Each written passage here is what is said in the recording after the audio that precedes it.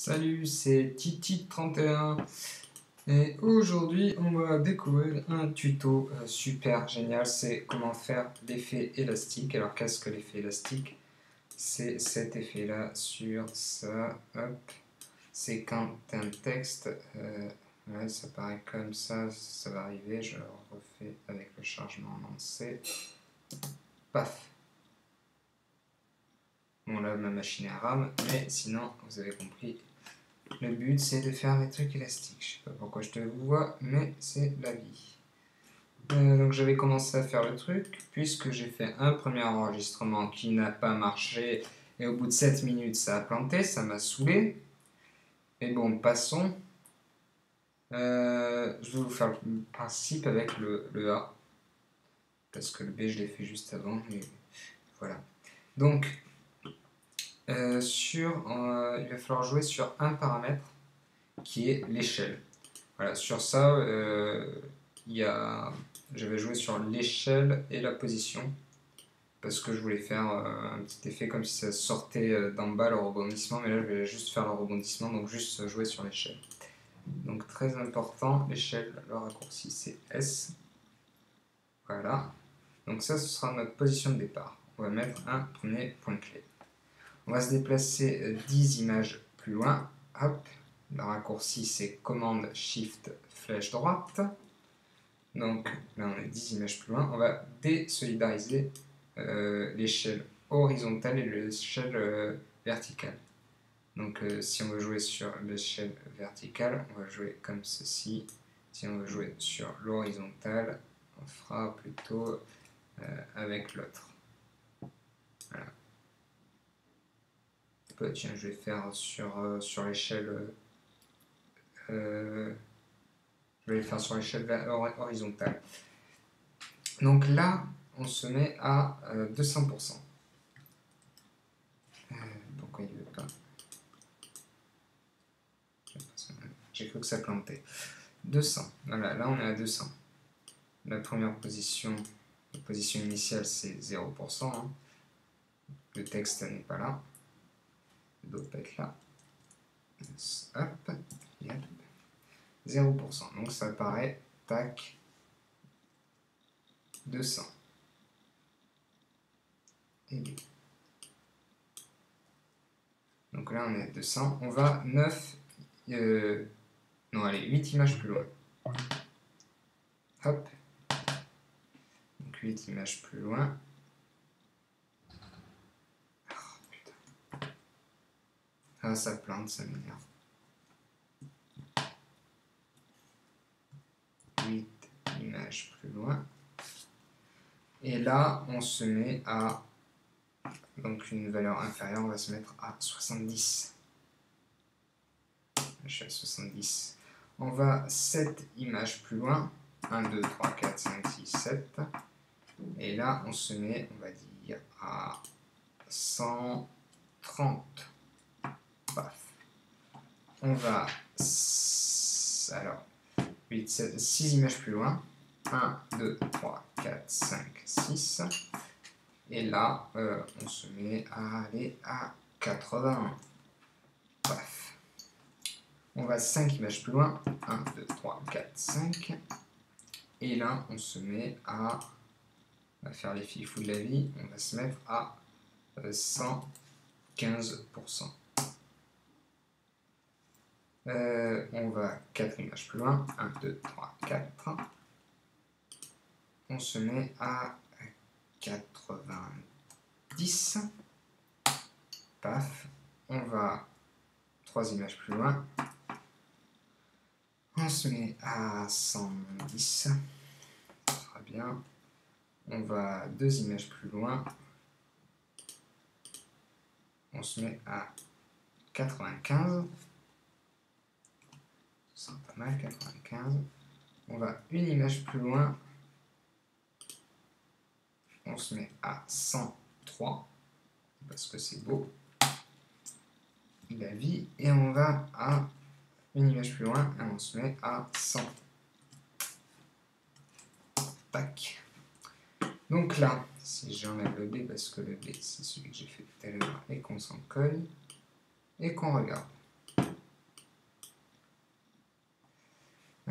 Hop, je lance le rendu.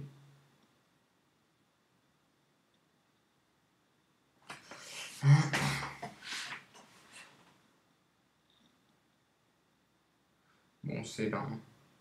C'est lent, c'est lent, c'est lent.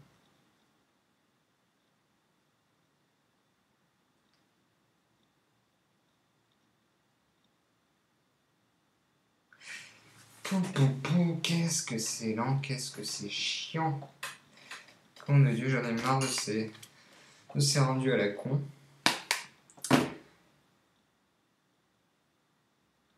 Tout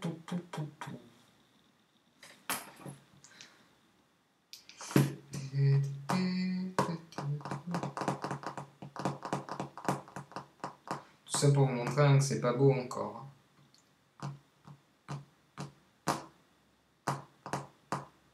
Voilà.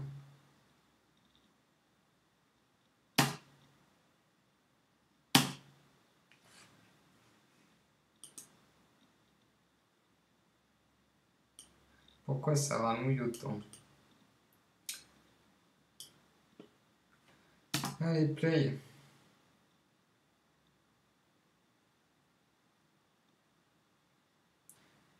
C'est la peine de faire des rendus. Je vais quitter Skype, peut-être que c'est ça qui me fait planter.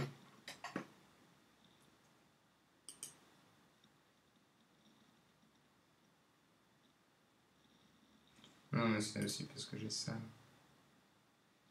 On va partir de Resolve. Essaye, allez. Casse-toi. Magnifique le toutou. Oui, si tu veux, tu l'appelles comme tu veux, j'en ai rien à foutre. Allez, casse-toi, nom de Dieu. Je m'énerve sur mon clavier.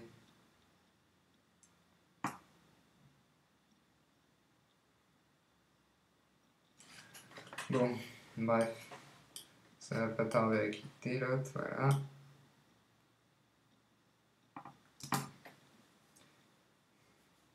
Et bref, on voit que c'est moche parce que c'est pas fluide. Pour fluidifier tout ça, il y a une astuce, une ruse de Sioux, un truc vraiment super génial qui est le lissage de points clés. Et oui, assistant d'image clé. Et là, vous faites un petit lissage de vitesse. Ça va rendre réaliste les mouvements de va-et-vient. En fait, quand on s'approche, hop, ça va ralentir jusqu'à ce point-là pour s'arrêter quasiment et puis revenir. Au lieu de maintenir tout à la même vitesse. En fait, si on regarde les courbes, voilà, ça fait un truc. Voilà, donc vous avez compris. T'as compris. Pourquoi je te tue? On s'en fout. Allez. Bon, là, ça a du mal, hein, c'est un peu lent. Alors, ce qu'on peut faire pour rendre mieux, c'est surtout pas ce que je viens de faire, c'est vous appuyer sur sélectionner tout et Alt.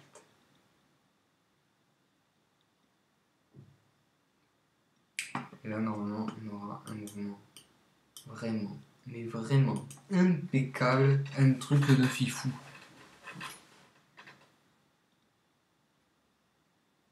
Voilà, et j'avais fait la même chose avec le B, sauf que c'était sur l'échelle verticale.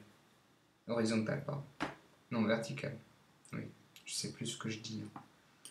Je suis un peu neuneux. C'est l'échelle, c'est scale. Tac. Et là, hop, on fait la même chose. Assistant, hop, lissage, Alt. Je ramène tout ça là. Pour faire un effet de rebondissement un peu décalé. Après, voilà, on peut les copier-coller, les points clés.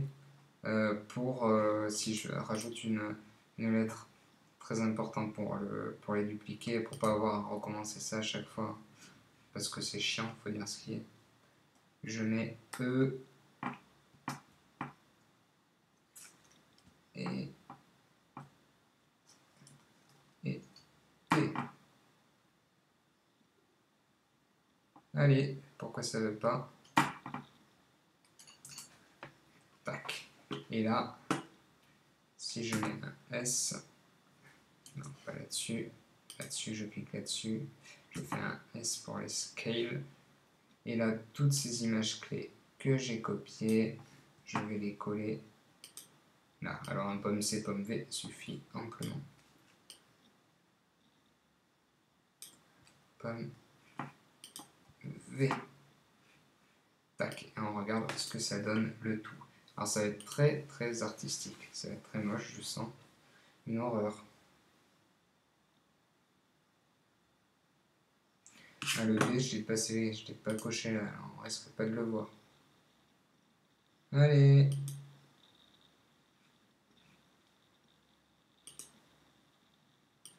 Bon, c'est très artistique, hein. Ça, je vais le dégager.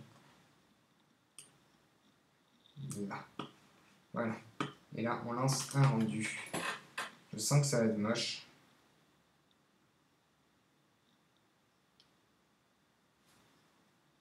Et paf, on regarde ce que ça donne.